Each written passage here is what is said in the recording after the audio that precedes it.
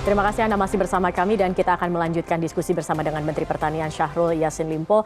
Pak Menteri, terkait dengan El Nino ini kan kita tidak bisa mencegah begitu, tetapi kita bisa mengantisipasinya. Sebenarnya ada tidak langkah-langkah strategis yang sudah dilakukan atau yang akan dilakukan oleh Kementerian Pertanian? Ya, seperti yang saya bilang sebelumnya, saya bahwa kemarau setiap tahun kita hadapi. Ini gejala alam seluruh dunia menghadapi.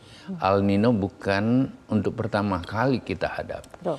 Walaupun El Nino berklasifikasi rendah, sedang maupun sangat tinggi. Dan kita anggaplah sesuai informasi dunia atau global bahwa ini El Nino tinggi. Oleh karena itu analisa data kita terhadap semua produktivitas ini kita lakukan. Sekali lagi tidak hanya data, kita faktualisasi lapangan. Kemudian kita juga harus mendeteksi apakah memang dampak dari itu, kekeringan itu seperti apa dia mengakibatkan puso. Kalau puso berarti total gagal kan. Dan kegagalan gitu sampai hari ini terdeteksi 83.000 dari 7,4 juta lahan kita. Nah, kalau begitu produktivitas kita turun, mungkin turun. Tapi seperti apa turunnya? Analisa mengatakan hanya 380.000 ton. 380. Kita menggunakan berbagai langkah itu antara lain. Di Indonesia ini pasti ada lahan yang hijau atau wilayah yang hijau. Wilayah yang hijau itu dalam kondisi kering atau ada El Nino atau tidak, pasti ada air di situ. Karena kita butuh air kan. Ya. Di sana ada sumbernya sungai, misalnya Bengawan Solo, Sungai Berantas, turun nggak gitu. Kalau dia nggak turun, sekitar sana kita tanam gitu loh. Di dekat-dekat pulau danau yang ada dan lain-lain. Nah, itu daerah wilayah hijau dan di Indonesia banyak yang seperti itu. Yang kedua, ada daerah kuning kita. Daerah kuning itu airnya pas-pasan. Artinya memang harus ada intervensi teknologi, mekanisasi, ada intervensi percepatan, ada intervensi varietas yang tahan air dan menggunakan varietas yang menggunakan airnya sedikit. Macam-macam intervensi harus kita lakukan pada daerah kuning. Tapi ada daerah merah itu tanpa El Nino memang kekeringan gitu loh. Memang seperti itu kondisinya begitu ya. Oleh karena itu ada program reguler yang 1.000 hektar, semua kabupaten kota termasuk provinsi harus menjaga untuk melakukan percepatan tanam di 1.000 hektar. Ya. Jadi kira-kira dari 1.000 hektar setiap bupati dengan program reguler yang di booster ini akan menghasilkan minimal pengganti kalau terjadi kekeringan atau produktivitas yang akan surut. Itu satu. Yang kedua, kita memang melakukan intervensi namanya Gernas, Gerakan Nasional Menghadapi El Nino. Ya. Gernas El Nino itu ada 500.000 hektar dan Bapak Presiden memerintahkan pada kami untuk menunjuk 6 provinsi utama. 6 provinsi utama. Okay. Antara lain Sumatera Utara, Sumatera Selatan, kemudian Jawa Barat, Jawa Timur, Jawa Tengah, kemudian Sulawesi Selatan. 6. Ada 4 penyangga dari 6 itu. 4 penyangga itu adalah Lampung, Kalimantan Selatan, Banten, dan NTB. Kita berharap dari 10 ini 500.000 hektar itu menghasilkan kali 6 ton saja berarti ada kurang lebih 3 juta ton gabah padi. 3 juta ton gabah padi dikonversi ke beras berarti 1,5 juta ton. El Nino sekeras apapun menurut analisa para pakar, dia cuma 1,2 juta. Kalau begitu kita oke.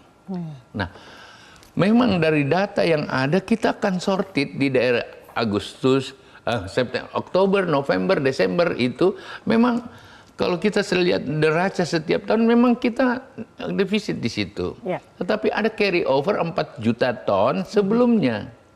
Ini yang menutup defisit kita ya 0, sekian. Sebenarnya ada datanya ini. Jadi kita bicara jangan asumsi, kita bicara data dan fakta dong. Gitu loh. Ya, oleh karena itu sekali lagi kita memang nggak boleh pede karena cuaca ini sangat ekstrim. Ya. Tetapi dari konteks yang ada sampai hari ini kondisi itu masih sangat-sangat relevan untuk kita pakai. Dan pembiayaan melalui KUR yang diperintahkan oleh Presiden, kemudian intervensi pupuk, intervensi bibit, ini menggembirakan rakyat, apalagi harga gabah di tingkat petani juga naik. Jadi kalau ada kenaikan di harga petani, menurut saya ini juga kondisi yang wajar. Kenapa?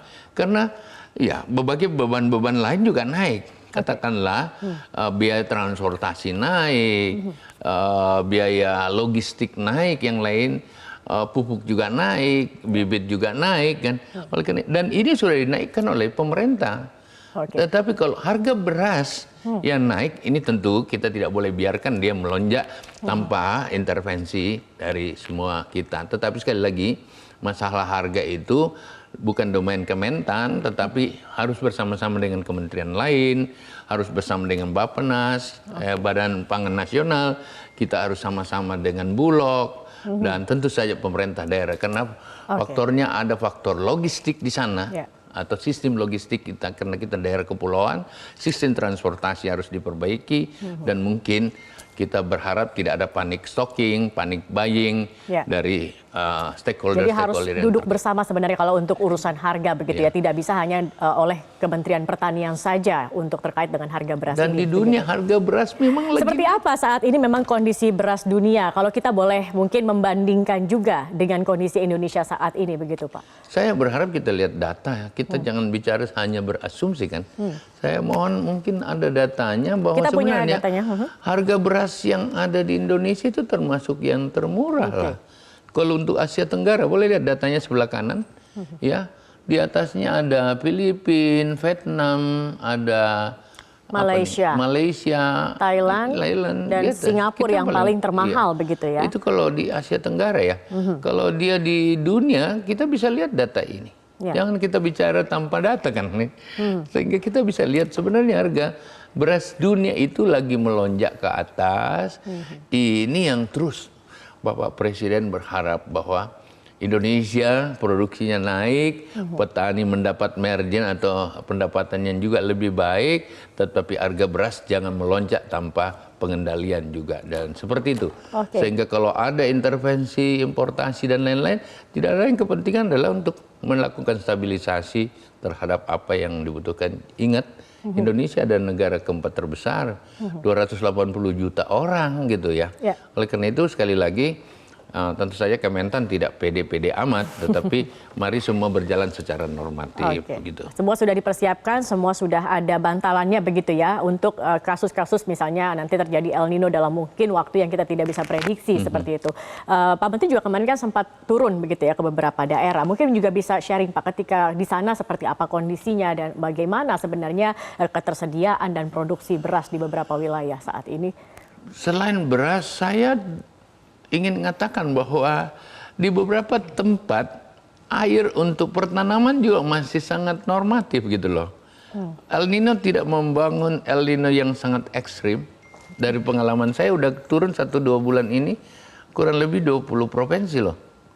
Dan kemarin saya bahkan masih bertanam dengan air yang kedalamannya sampai sebetis. Kita masih bisa bertanam.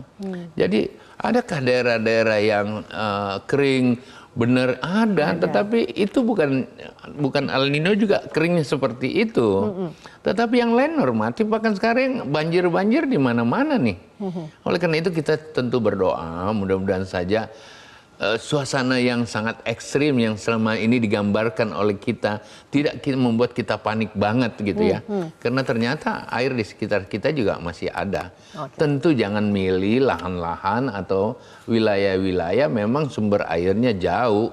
Ya, tetapi air-air dengan intervensi kami dengan pompa-pompa air ternyata sekarang petani kita bahkan happy banget gitu lah. Ya. Jadi seperti itu, bahkan paritas yang kita turunkan dengan yang tahan air itu, mereka bisa menangkapnya lebih bergairah. Tidak hanya itu, asuransi pertanian juga menjadi bagian-bagian dari jaminan-jaminan untuk petani kita tetap pede. Dan yang saya berharap memang semangat petani yang terus mau menanam ini jangan sampai menjadi sedikit turun karena ya kita pojokkan bahwa produksinya kurang, bahkan produksinya harus kita beli rame-rame lah. Baik. Kurang lebih seperti itu. Baik, nanti kita lanjutkan kembali diskusi ini, Pak Menteri, karena kita harus jeda dulu. Pemirsa, kami masih akan kembali, tetap bersama kami di Prime Time News. Jelajahi cara baru mendapatkan informasi. Download Metro TV Extend sekarang.